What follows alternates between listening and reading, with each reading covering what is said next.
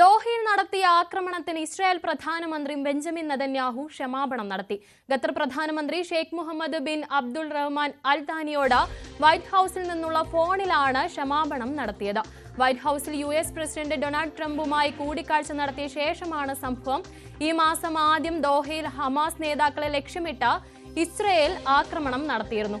Hamas നേതാവ് ഗലീൽ അൽ ഹയ്യയുടെ മകനും സഹായി ജിഹാദ് ലബാദും ഉൾപ്പെടെ 6 പേർ ആക്രമണത്തിൽ കൊല്ലപ്പെട്ടു.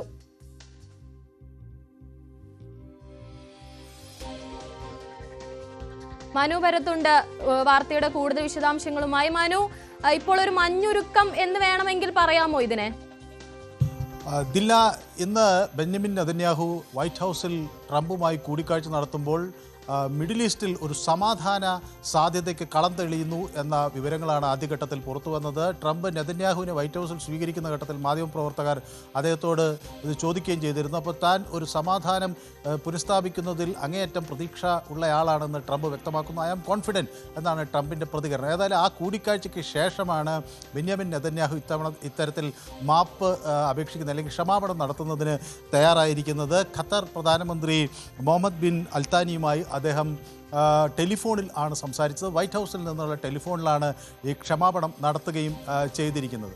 സ്വാഭാവികമായും സെപ്റ്റംബർ 9 ദോഹ ലക്ഷ്യമാക്കി ഖത്തർ ഒരു ആക്രമണം നടത്തിയിരുന്നു. അവിടുത്തെ റെസിഡൻഷ്യൽ കോംപ്ലക്സിൽ ആണ് ആക്രമണം ഉണ്ടായത്. അതിൽ ഹമാസിൻ്റെ ഒരു മുതിർന്ന നേതാവിൻ്റെ മകൻ അൽഹയ്യയുടെ മകൻ ഹമാം ഉൾപ്പെടെയുള്ളവർ കൊല്ലപ്പെട്ടിരുന്നു. ഹമാമിൻ്റെ ഒരു സഹായി അബു ലബാൽ കൊല്ലപ്പെട്ടിരുന്നു.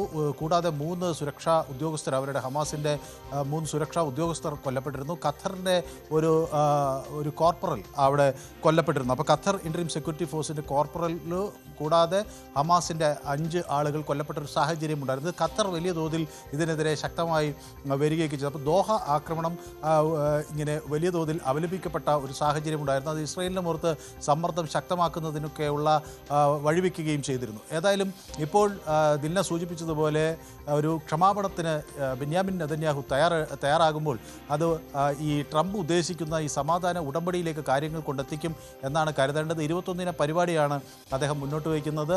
അതിൽ ഈ ബന്ദികളെ മുഴുവൻ വിട്ടയക്കുക, ഹമാസ് ബന്ദികളെ മുഴുവൻ വിട്ടയക്കുക, അതുപോലെ പാലസ്തീനികളായിട്ടുള്ള ഇസ്രായേലിൻ്റെ കീഴിലുള്ള ആളുകളെ വിട്ടയക്കുക തുടങ്ങിയ പരിപാടികളൊക്കെയാണ് അല്ലെങ്കിൽ നിർദ്ദേശങ്ങളൊക്കെയാണ് അതിൽ വരുന്നത്. സ്വാഭാവികമായും ഇത് നടപ്പിലാകുമെന്നൊരു പ്രതീക്ഷ ഇപ്പോൾ വരികയാണ്. ഏതായാലും ബെന്യാമിൻ നെതന്യാഹുവിൻ്റെ ഭാഗത്തു നിന്നൊരു വിട്ടുവീഴ്ച വന്നിരിക്കുന്നു.